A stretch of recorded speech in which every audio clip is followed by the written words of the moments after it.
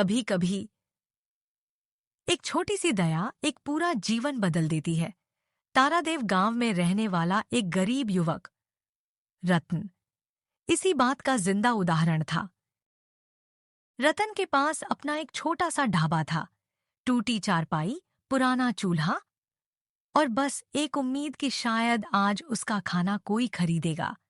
लेकिन गांव वाले कहते, अरे रतन, तेरे हाथ का खाना कौन खाएगा? फिर भी रतन हर सुबह मुस्कुराकर चूल्हा जला देता। उधर चौक में बंसी हलवाई की दुकान चमकती थी। तलते हुए पकौड़े, आने जाने वाली भीड़। उसके आगे रतन का ढाबा किसी को दिखाई ही नहीं देता था। पर रतन को कभी किसी से शिकायत नहीं थी। एक शाम, जब दिन भर की थकान के बाद रतन अकेला बैठा था, गांव के बाहर से एक थकाहारा साधु उसके ढाबे पर आ पहुंचा। साधु बोला, बेटा, कुछ खाने को मिलेगा? बहुत भूखा हूं।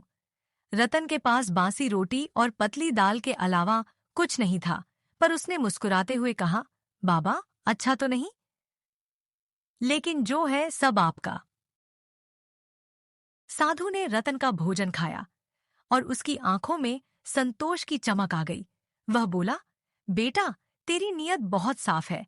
ले, यह रहस्यमयी मसाला। जब भी खाना पकाना बस एक चुटकी मिला देना, खाना जादू सा लगने लगेगा। पर फिर साधु रुका। उसने चेतावनी दी, ध्यान रखना, अगर इस मसाले को कोई लालच से इस्तेमाल करेगा तो इसका असर उल्टा पड़ेगा।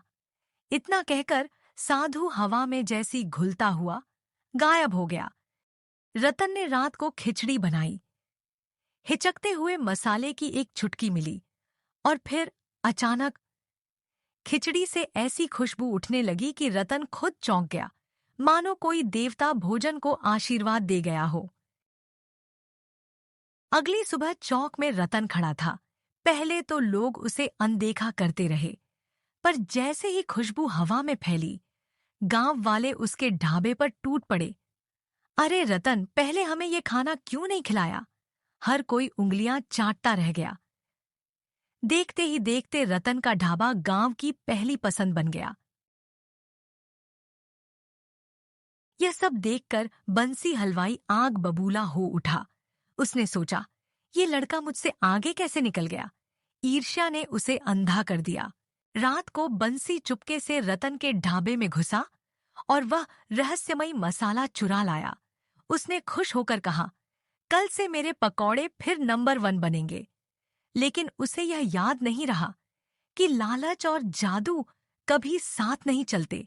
अगले दिन बंसी ने अपने पकौड़ों में मसाला मिलाया, पर जैसे ही पकौड़े तैयार हुए, उनसे भयानक बदबू उठने लगी। खाने वाले लोग पेट पकड़कर चिल्लाने लगे, अरे बंसी, ये क्या दे दिया?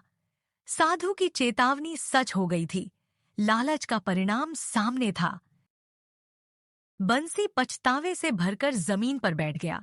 तभी रतन उसके पास आया। बंसी रोते हुए बोला, रतन, मैंने तेरे साथ गलत किया? रतन ने उसे उठाकर कहा, भैया, कारोबार पैसे से चलता है, पर नाम इज्जत से। और उसने बंसी को माफ कर दिया। इस घटना के बाद रतन का ढाबा और भी लोकप्रिय हो गया। लोग कहते, रतन के खाने में सिर्फ स्वाद नहीं, दुआ भी है।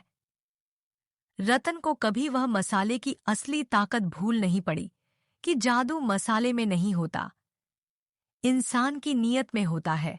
अगर आपको यह कहानी पसंद आई तो इसे शेयर करें और सीख याद रखें।